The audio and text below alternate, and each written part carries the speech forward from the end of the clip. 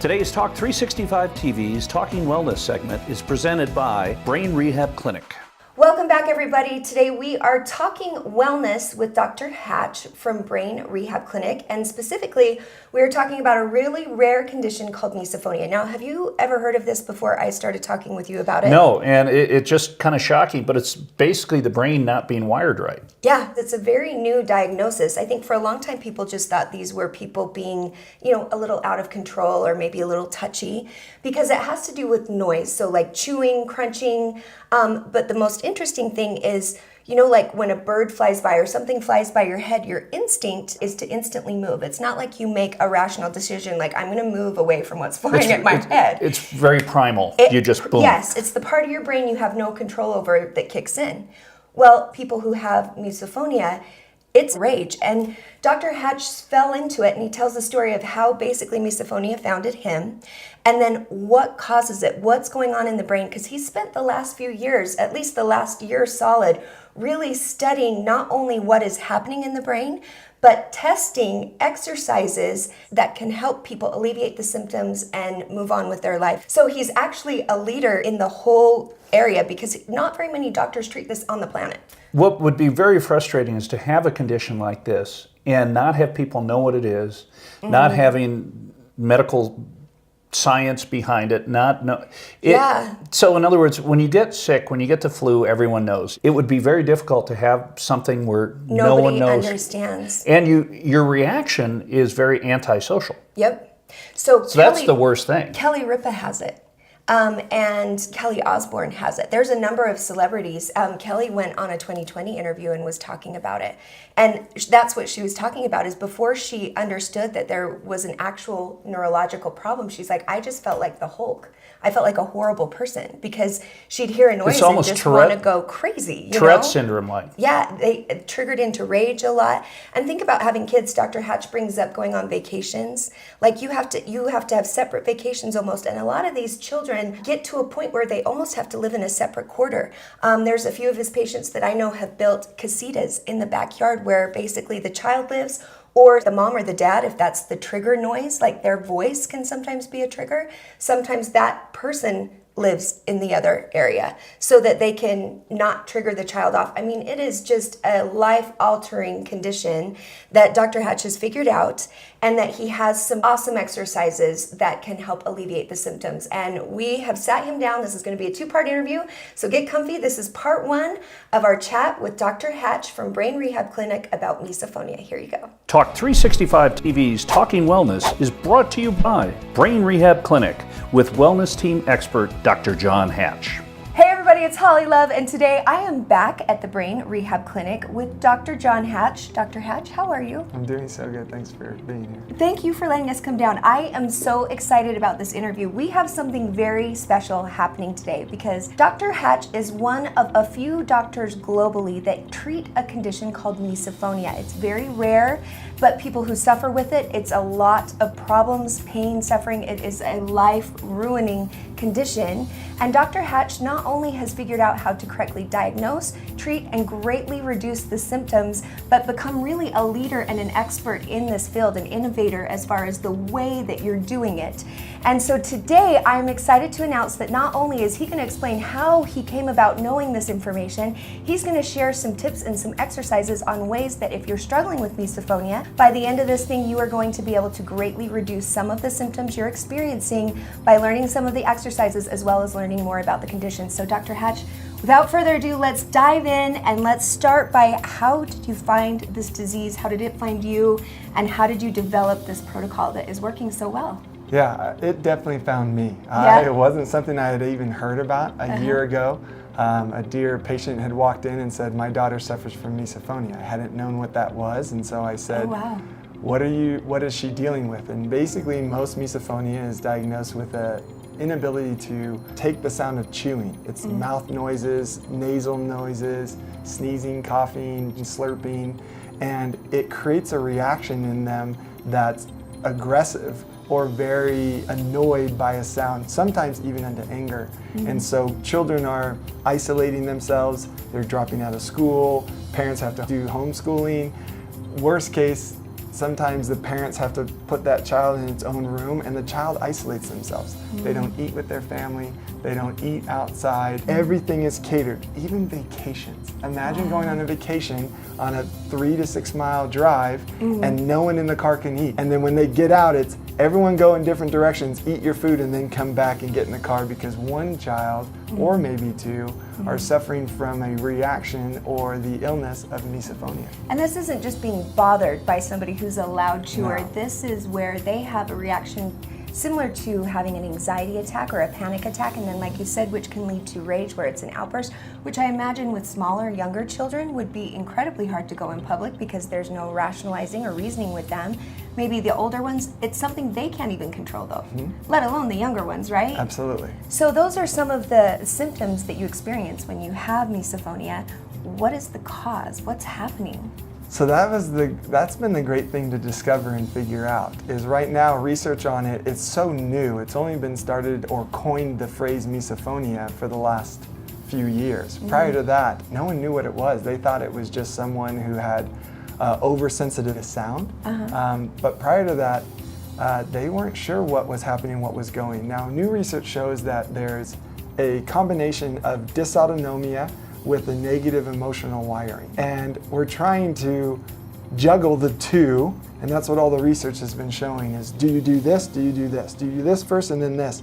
Well, what I started doing is looking at how is this brain working and what are the parts of the brain that are involved with everything that's going on. Not just a single segment, but all of it. And so with the very first patient that came in, I simply said, let's talk neurology and let's understand what is going on in the cortex. So we drew out the patterns of where sound travels and how you interact it and where the negative emotion is. And I looked at it and it was just like a light bulb. This is the area of the brain that's not working, and now how do I change it? And so that's what's fun is here at the clinic we can do a bunch of diagnostic tests to find areas that run through that pathway of the brain, and if we can change it, if we can see the findings and then make changes to those findings and see that outcome, we watch their symptoms reduce over time. And it's been incredible, humbling, and amazing for those that have seen the changes. Brain Rehab Clinic is proud to announce that they're the first clinic in Utah to have on-site the gyrostem. And welcome back to Talk 365. One of the things that I'm learning now is that you have a malady, but that everyone's different. Yeah. And that's a challenge. So, you know, if you get the flu or pneumonia, Sure. you know that antibiotics work for everyone. With the brain, there's a little bit of variations with everybody. Obviously widespread if you're struggling with all kinds of different conditions that Dr. Hatch can treat, like, you know, anxiety, depression, autism, learning disabilities, all of those things. But when it comes to misophonia, he's really figured it out. And he has found 3 exercises that he's clinically tested for the last year. It helps across the board people who are suffering with misophonia because of the way he's figured out that misophonia is happening in the brain almost every single time.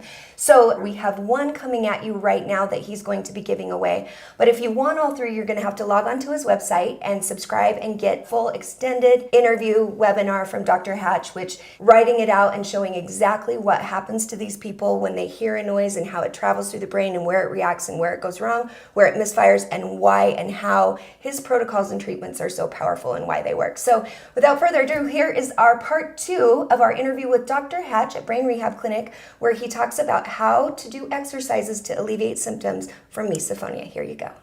Let's dive in and talk about one of the 3 that you feel like could help people suffering right now. So one exercise I'd really like to share with people, because this has made some big changes in people's brain and it's something that I've learned and kind of tweaked to my own little findings from other doctors, is called vertical slingshot saccades. Okay. So vertical slingshot saccades are done with 2 targets, one at the nose level, one at about 6 to 8 inches below.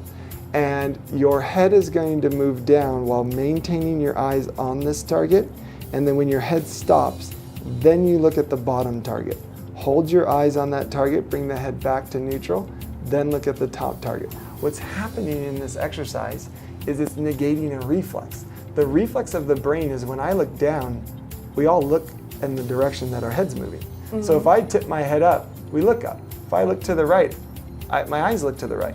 I don't look at you and go, hey, I'm gonna go this way. Or look up and go down. And look up and go. I can't even do that. Yep, if we want to go move our head down, our eyes will always want to look in the direction of which we're going. So it's your brain's conscious brain to negate the reflex. So with a vertical slingshot saccade, again, you're tipping your head down when your brain wants to look at this target. And when you start this, you'll end up looking multiple times. So just be patient, start slow. Slower is always better, but you just tip your head down till it stops, then look. Hold, tip your head back to neutral, then start. And your eye is still looking. Does it matter which way you have your thumbs, or left, right, which one's on top? Nope, two things are happening too. We're also bringing our head down.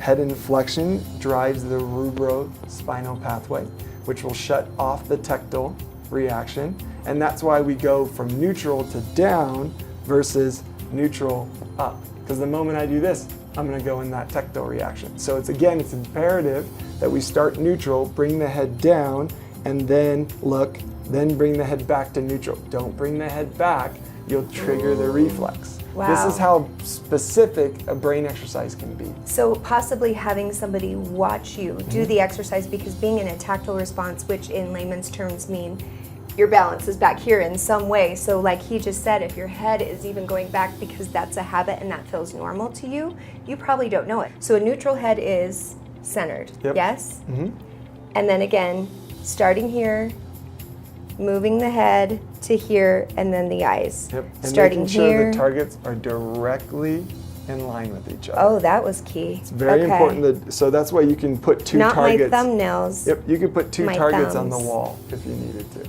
Okay. So how many times should they do that? How often during the day? Because not always just doing it when they're having a response, right? Or symptoms. Yep. What is your regimen? We usually look at brain therapy, specific brain therapy like that, 15 to 20 minutes max in a day. So we look at that simple exercise. I usually do it for about 10 times, which going slow is about a minute to 30 seconds, and getting that in somewhere between 3 and 5 times. We start slow and we build up. If we're noticing we've been doing the exercises for 2 to 3 weeks and we're not getting enough change, we can increase the number of times we do it in a day. Okay, so a gradual increase, Yes. and you can't do it too much? You can if you exceed that 15 minutes. Okay, got it. There you go. That makes sense in there. So we are going to provide a longer web edition of this interview where we're going to keep Dr. Hatch and we're going to roll through the other 2 exercises. We're going to talk a little bit more about symptoms and treatments here at the clinic and ways to get a hold of him and ways to come in if you're from, another country, how it all works, the ins and the outs. But for right now, Dr. Hatch, thank you so much for your information. As always, I absolutely love coming down here. I love it the most because you help people who have run out of hope, who think there is nothing left. They've seen all their doctors. And if you're one of those people and you are suffering with something that is chronic, just think if he can help someone who is suffering with something this intense and this obscure, imagine what he could do for you. And for you having something else to figure out why it's happening, if that's what you want, this is your guy. So get in here to Brain Rehab Clinic. You have some amazing new equipment. The gyrostem is one of only a few pieces in the world, and we have one right here in Utah. And what is the best way for people to get a hold of you and book an appointment? Go to brainrehabclinic.com. All the information's on the website there. And right now we're about a month, maybe 2 months out. We do get cancellations from time to time, and miracles happen and people get on the list when they're supposed to be here.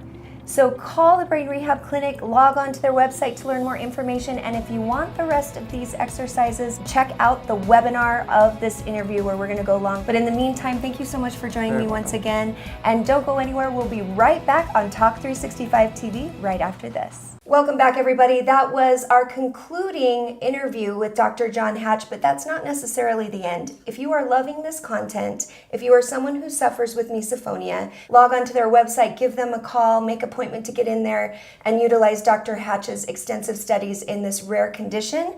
But for immediate relief right now, do log on, get this webinar, and you can learn all 3 of the exercises that he has clinically tested for the last year so that you can have relief from some of your symptoms. It will help you, and he is just a force to be reckoned with in this area. Misophonia has become a specialty that came to him and he adopted because he loves people and he just genuinely wants to help. So check that out, and thanks for joining us.